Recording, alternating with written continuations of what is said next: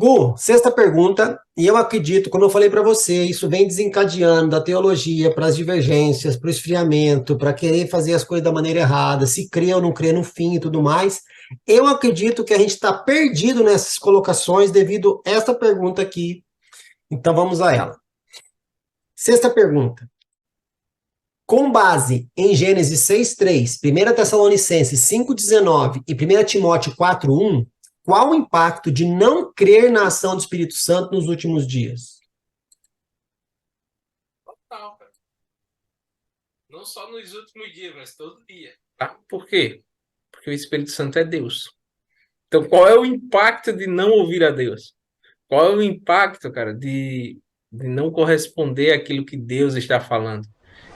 E o Espírito Santo hoje, ele habita em nós. Então, de uma maneira muito antinatural, ele faz coisas naturais em nós, tá? Às vezes eu fico conversando com a Sandrinha, eu digo, eu tô começando a entender quando é o Espírito Santo falando. Aí ela disse, chegasse nesse lugar? Eu digo, cheguei, cara. Comecei a entender. Ela disse, como é que tu faz? Eu digo, eu fico observando. E se ele tá dizendo uma coisa que eu sei que é certo, mas não gostaria de jeito nenhum de fazer, tô começando a entender que é ele ali, falando, direcionando, apontando, porque ele é quem vai diante de nós, cara, apontando o caminho. E nós ficamos pensando assim, não, eu, em minha suprema bondade, cara, pensei em. Não é, cara, não é. Nós que nascemos de novo, nós entendemos, cara, que Ele está influenciando todas as coisas em nós. Ele está movendo o nosso coração, cara. Ele está trazendo o seu fruto para que ele seja manifesto em nós. Então, tudo isso vai acontecer porque o Espírito Santo é Deus. E entender que Ele é Deus, mas com clareza, tá? Porque tem um monte de gente que diz, não, eu entendo, cara, o Espírito Santo é Deus. Você entende de verdade? Eu falo assim, além de dizer, tá? Mas você entende que ele é Deus? Você entende que ele está se movendo agora? Cara, você entende que ele, de alguma maneira, está trazendo ao nosso coração coisas que o nosso coração não quer? Porque enganoso é o coração do homem mais do que todas as coisas, cara. Então, o nosso coração muitas vezes quer algo, mas o Espírito começa a revelar outra coisa. Começa a trazer outras situações, cara. Será que nós entendemos que ele é Deus? De verdade? Sabe? Ou será que nós temos o colocado de lado um pouco das nossas reuniões, das nossas conversas? E, e às vezes eu percebo isso muito na prática, quando a gente vai conversar com alguém e a pessoa diz assim, cara, eu tô muito triste. O que foi, cara? Porque eu pequei e tal, e eu fiquei muito triste, cara. E eu fiquei nesse lugar de tristeza, porque eu começo a conversar com a pessoa e diz, cara, mas você entende que Deus estava presente lá na hora que você pegou? E aí, meio que a cabeça de todo mundo foi, quê? Ele tava lá? Eu digo, tava, cara. Ele não virou as costas, cara. Ele tava lá. Você entende que o Espírito Santo é Deus em nós. E aí, meu amigo, como é que você se comporta quando você está agora na frente de uma pessoa e você entende que o Espírito Santo também está ali? Que a maioria das vezes eu vejo pessoas que olham e não enxergam isso no outro. Mas nós precisamos começar a enxergar, sabe? O Espírito Santo falando. Em pessoas que talvez você até tenha ignorado. Por quê? Porque, talvez não tenha o mesmo nível teológico, acadêmico de alguém. Porque talvez. Mas peraí, tem o Espírito Santo ali. Então, cara, preste atenção. Sabe, outro dia eu estava conversando com alguém que me disse assim: eu tenho uma grande dificuldade de ouvir alguém que, enquanto prega, enquanto está ministrando, saem da boca dela várias palavras com erro de português. Isso aqui me deixa agoniado. Eu digo, peraí, mas você tem ouvido o Espírito falar através da boca dela? Não, mas tem os. Não, esquece os erros, tá? Os erros de português a gente perdoa. Mas você tem ouvido e é a palavra de Deus saindo daquela boca? Não é. Cara, então. Valoriza. Porque o Espírito continua falando à igreja, cara. E o Espírito é Deus. Eu acredito também que, mais uma vez, é cultura, né? Essa história. Eu não gosto de usar o termo a terceira pessoa da Trindade. Eu não gosto. Porque parece que existe uma hierarquia. Primeiro, segundo e terceiro. Tem um livro do Francis Chan que chama O Deus Esquecido, né? E ele fala sobre isso. E eu gosto de dizer que é a terceira manifestação de Deus aos homens, que é o Espírito Santo. Deus se revelou primeiramente, ou a primeira vez, né? Ele se revelou ao homem como pai.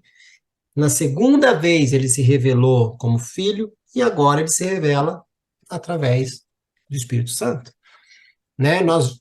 Houve quem viveu no reino do Pai, pessoas que viveram no reino do Filho, e nós estamos vivendo no reino do Espírito. E enquanto nós, como igreja, não entendermos que Ele é a força motriz da igreja e não devolver as rédeas para Ele, pode fazer evento, pode fazer conferência, pode ter igreja online ou não, pode ter culto de jovem ou não, pode ter membro ou não, pode ser preto ou branca a igreja, pode ter placa, pode não ter placa, pode, não se interessa, vai dar ruim. Não adianta, vai dar ruim. Né? E outra, é entender que parece que está. Sei lá, não sei se eu vou falar algo que vai ofender o povo.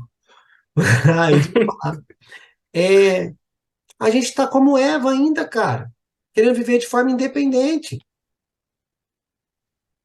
Cara, é uma chave que ligou para mim quando Jesus fala: negue-se a si mesmo, pegue a sua cruz e siga-me. Não está dizendo no sentido de abra mão do seu trabalho, abra mão da sua família. Não é só isso. Quando ele disse isso, negue-se a si mesmo, ele está dizendo, ó, lá no início do jardim, quiseram independência, quiseram viver por si próprios, e não deu certo. Então negue a essa natureza, de si mesmo, negue-se de si mesmo, negue-se dessa sua independência, pegue a sua cruz e siga-me. É o que a igreja precisa fazer.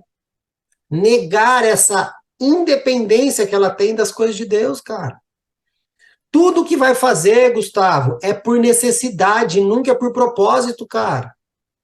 Tudo que a igreja faz hoje, dificilmente você fala, vamos orar para ouvir a voz de Deus. Não, primeiro decide e depois vamos orar para dar certo.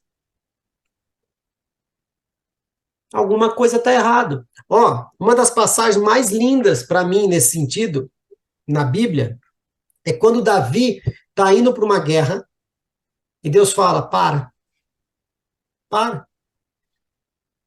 Davi, belo do exército, seus valentes, já tinha vencido várias batalhas. Deus falou: para, espera.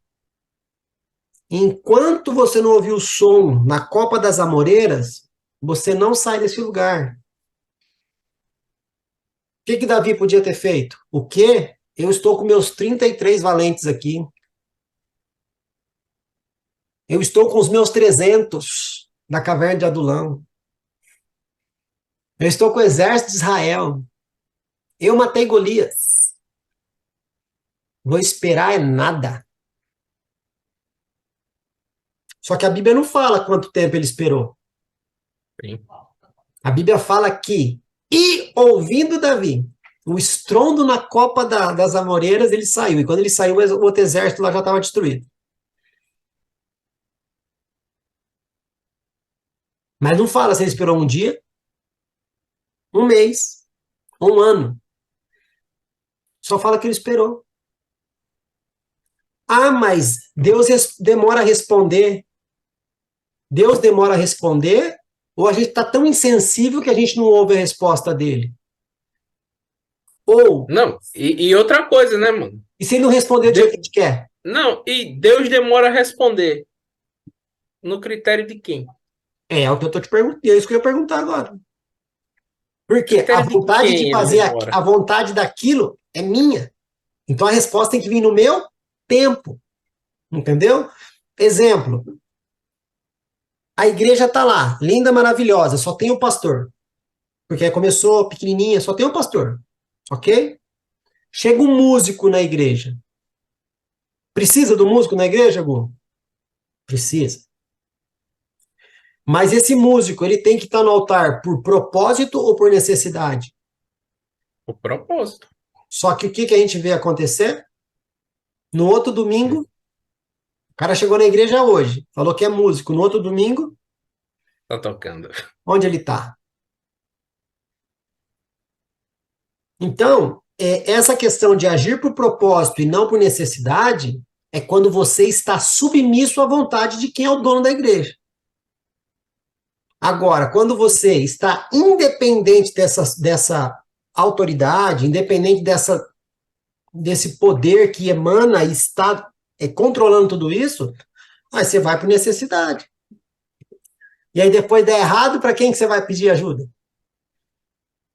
Aí ele E o serve. incrível de, e o incrível de quando a gente se move por necessidade é que a gente para de enxergar o outro, né, mano?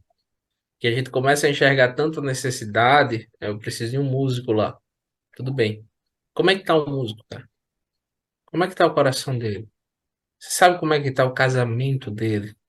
Você sabe o que é que ele tá passando na casa? O que é que ele. Cara, você sabe as dores que esse cara tem? Você sabe. E são coisas mais importantes. Outro dia eu falei para um aqui. Eu convidei ele para participar de um caso aqui. Aí ele disse: Gu, eu vou levar o violão. Eu digo: não traz não, mano. Vem você. Porque eu nunca te vi sem esse violão. E eu não queria ouvir o toque do som. Eu queria ouvir você, cara. Eu queria saber quais as suas dores, cara, o que é que você tá. E ele ficou me olhando assim com a cara de assustado, porque a Em gente outros aprendeu que a lugares, gente outras pessoas, sim, isso mesmo, traz o violão e toca pra gente. toca para nós. E assim, e não era sobre o que ele podia oferecer, cara. Era sobre ele estar na mesa com a gente, sabe? Era sobre o nosso irmão estar ali junto. E essas coisas a gente vai perdendo a sensibilidade, cara. Eu digo sempre, a necessidade tira a nossa sensibilidade. E essa sensibilidade é por onde o Espírito vai falar, cara. É por onde o Espírito Santo vai começar a dar apontamentos, assim, onde é que ele vai revelar algumas coisas, cara, onde é que ele vai trazer a sua verdade para nós. E a maioria das vezes a verdade de Deus, ela não vai vir no barulho, né? Ela vai vir às vezes no silêncio, cara. Ela vai vir às vezes no encontro, às vezes ela vai vir em algo que ele vai começar. A maioria das vezes que nós vamos ouvir a voz de Deus não é uma voz audível, cara, dizendo: Ei, Fabrício, venha cá. Cara, mas o Espírito vai falar e nós vamos começar a discernir isso, tá? E é uma coisa que fica em nós, né? O quanto nós temos parado para ouvir o que é que o Espírito quer. E se a gente valoriza ele e entende que ele é Deus, cara, o quanto se faz necessário ouvi-lo. Sabe o quanto eu tenho passado tempo e tenho dito: Espírito Santo, sei que é Deus que habita em mim. Sei que está aqui agora. Começa a falar aquilo que eu preciso entender. Começa a trazer, cara. Qual foi a última vez que nós paramos em casa, num lugar, sozinhos? E começamos a trazer isso assim à tona.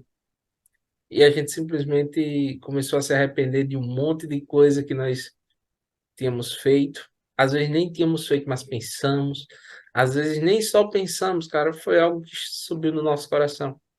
Mas essa presença gerou isso, sabe?